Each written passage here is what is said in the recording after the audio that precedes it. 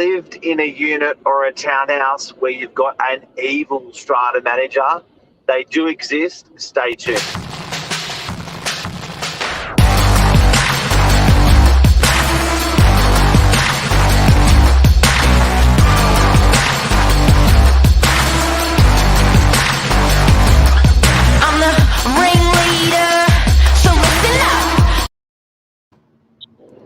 Good morning. Hey, Billy, how are you? I'm good. A little bit of a sore ankle, but I'm good. What happened to your ankle? Played some frisbee last night, Mark. Oh, that's a crazy sport, man. People die playing that sport. Yeah, it's fun. You survived? Oh, yeah, it's minimal contact. It's all about the fun. Great sport. Who are you playing frisbee with? Your mum? The local Manly crew. No, it's a club. I don't play with the dog. It's a professional club that plays frisbee. Spot on. Topic. It's the good thing about living in a city. There's something for everyone. You don't get that in Perth. Yeah, it'd be a good place for you, being a single guy as well, to pick up a nice girl playing frisbee. Well, you'd think so, but most of the clowns are like me. The topic, yeah. This is a crazy one. We've got some good stories.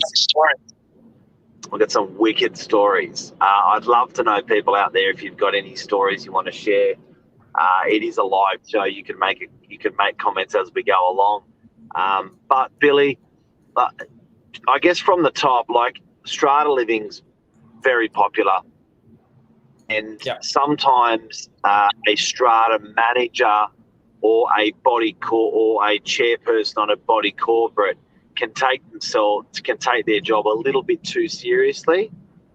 They can take the powers they have or think they may have a little bit overzealous. And in the news overnight, there's a particular what happened there, Billy? A particular block in Queensland. The chairperson decided to cut the electricity to one of the units in a block of 50 as the tenant's son was driving his car on common property. So, I guess it's someone overstepping their authority a little bit. And I think, first of all, you'd find that someone like the chairperson has a key to the meter box. They've abused that privilege. And the reason why they have a key to the meter box is not to cut people's power off, but it's in emergency purposes to isolate power to a building in case of danger, or just access for electrical stuff that needs to be done. But what a tosser! Yeah, and there's some seems to be there's stories like this, not just about electricity, but right around the place. You've got a few? Yeah, look, it's I think I had a particular one in Brookvale, which was very interesting because the whole committee ended up resigning on the back of one guy, where it was. I think sometimes people don't know what they're doing as part of their authority, like being a chairperson, a secretary on a body corporate. So in case you don't know how body corporate works, with body corporate, when you buy a unit, you own the airspace of your unit. That's one title. You have a title to the airspace of your unit. When you buy a unit also, you have a second title, which is a common title. It's a title in common with other owners for common property. So common property, believe it or not, is regarded as the bricks in the wall, is regarded as the plumbing in the wall.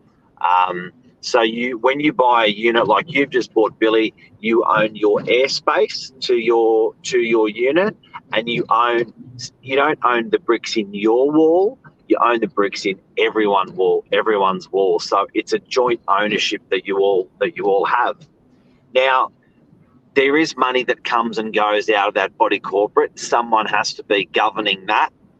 we generally will employ a strata manager and pay them a small percentage to manage the affairs over the entire year, to make sure that insurance is paid, to make sure the building stays clean, to make sure that repairs and maintenance are done on the building, and to make sure the kitty or the sinking fund and the administration fund are in good order.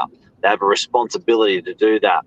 Now, what Body Corporate does is says, well, we want to know, we want to interface with you guys, so we want to know what you want done. So we want to have sort of like a mini committee before that we can, report to, and that mini committee that sits on the board are voted by the unit owners of the building. Now, the problem is that generally, say if it's a building of 50, they vote a committee of 4, 5, 6 members. There has to be a chairperson and there has to be a secretary, which does more that money side of things.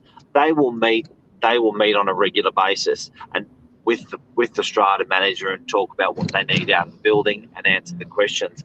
But they have a fiduciary duty to act in the best interests of everybody in that building, not their own interests. And this is where it crosses over with messes like this and messes like some of the ones we're going to talk about today. Agreed. They do a lot of work. And like Luke said, you do have to take your hats off to them, because a good strata manager, like a good property manager, makes a huge difference. And people do cut corners. And from a property manager's perspective, when you're dealing with a pleasant strata manager, it makes a lot of difference. Huge. It's a hard job, because generally the only time you hear something is when it's a bit like property management or the service section of a car dealership. You're generally only talking to those guys when you've got a problem. So it's being a strata manager is a very, very tough job. But abusing that power as a strata manager, I see less. But abusing that power as a chairperson or someone sitting on a strata committee, I see more, because they don't understand. They're not professionals in that duty. They haven't been trained or qualified or coached into that position. They've just been voted in. So to give you an example, I had a building that we were managing some property in, where it was a new building and they wouldn't allow, they had repairs and maintenance to get done by the builder who built the building. And the guy that was chairman of the body corporate thought it would be a good idea not to let the builder back to fix his repairs. Crazy. In 400 repairs, and you can't come and fix the repairs. So much so that the guy did force himself on site, the builder, to fix the repairs for all of the people in the building, that the guy called council and complained about the location of where he was putting his cherry picker to fix electrical and stuff in the building, and got thrown off site. Okay, do you know where I think maybe some of the issue lies, Mark, is obviously you've got some people that live on site and also play part of that committee. I think, like you said, sometimes these people are not professionals, and their personal emotions, their personal involvement in the building, living there, gets slightly crossed up with their duty as a manager. Yeah. Personality conflict? Yeah, potentially. We've had some bad stories of tenants that don't get on particularly well with some owners in the block. And the owner feels like they have the upper hand a little bit, having communication with the board on the owner's corporation, and then almost threaten that. Yeah, and look, I think people that's a really good point. I think when it comes to body corporate, people often act like the tenant doesn't have the rights of the owner, just because the owner doesn't, just because they're not owners in the building. But I think that these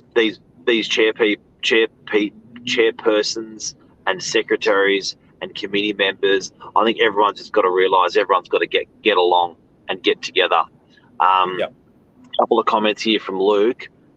Poor strata managers dealing with water welting defects, whinging owners, community members not wanting to increase. It's a really hard job being a strata manager. And I take my hat off to these guys. Today's not about beating them up at all. It's about talking about people that overstep their authority, whether they're strata managers or on the committee, and maybe check on the feedback for tomorrow, Billy. Yeah, it's a big topic. Another thing that I want to ask you, Mark, is what can an owner do to make sure that their strata company is the best one for them? Because if you're in a big block of 50, it might be hard to have the say of, look, we should get rid of this guy. He's obviously overstepped, done the wrong thing. Because it's a process not many people will know about. Like, how do you select your strata company? Look, I think real estate agents are a good measure of good strata companies because we're dealing with them on scale. So if we're managing, 1,500, 1,600 properties, there's 1,000, 1,200 units in there. There's a lot of different unit blocks. We know the strata managers that are proactive and the ones that are not proactive. So often owners are asking us our opinion and can we recommend someone out there. But the process to replace your strata manager is pretty much a voting system. It's a little bit political where you get together with other owners in the building and decide for change if the building is not going to be run in your interest. If it's a 50-50, generally it's your chances are going 50-50, but you may find unanimously people say, yep, let's change. We've been beaten too many times by this strata manager. Equally, it happens with body corporate committees. And I have seen body corporate committees resign or step down because of the pressures of everyone in the building, and that committee get replaced just simply because they can see that it's not working. It's that committee is not acting in their, or member is not acting in their best interest. How would you know that someone that you're voting onto the committee is going to do the best thing for the building? That's it. Yeah, like I said, those it sometimes gets a bit crossed where people stop acting in everyone's best interest, but sometimes do it for themselves. Yeah. I remember in DY we had an agro guy managing a large building. He went crazy with cameras. He went crazy sitting on the CCTV cameras and checking everything. He went crazy making sure people didn't park in visitor spaces. And that was actually really good for people on the body corporate. But it was almost borderline creepy. So he ended up getting a bit greedy with how much money he was asking for. He ended up getting a bit falling into some bother on taking some owners in the building with commercial property to tribunal because the owners ended up using visitor spaces that were part of the whole building. That made him really angry. And they replaced him, and that's the process. Everyone just sort of got a couple of years down the track and thought this started off really cool. He was keeping everything in perfect order, but he sort of started overstepping that authority as a building manager on the behalf of the body corporate. And it does make it unpleasant living for owners, even more particularly tenants. At the end of the day, it is important as an owner to be proactive about making sure you're across what's going on in the building. If your building becomes renowned for someone who's got a crazy building manager that hands out fines for parking in visitor spaces and things like that, your property is going to sit vacant. It doesn't matter how cheap or nice it is. It's got to be harmony. It's got to be harmony. Yeah. It's got to be done nicely. But you know what? It's the same with the police. It's the same with the police force. You can have a police officer that oversteps their authority. In balance, it's a hard job. I love the police force. You know what? But sometimes you do get someone that's too quick on the trigger or too pushy. It works with same works with strata managers, same works with building managers, same works with committee members on a strata, and everyone's just got to get along. That's the main thing. That was well said. I do. You Yeah. just I hate it. The only other thing, Mark, is I've noticed my camera is a little bit high, and I feel like I've been trying to do this one the whole episode. Yeah, I think when you've got someone that's 6'10" doing the episode before you, you just got to remember. You got to remember to come in and adjust the camera. Yeah, that's it. Signing off. So if anyone doesn't know, Charlie, who does Wednesday morning minutes, is 6'10", so he's always pushing the camera up. And now I can see the rise. It's keeping me on my toes. Have a good day, Billy. Strata managers, it does happen. You're not alone, people, if you're there, but you can change your strata manager. I think that's what we learned out of today, or you can change your committee if, on balance, you get you get the votes. Yep. Cheers, big ears. Ciao.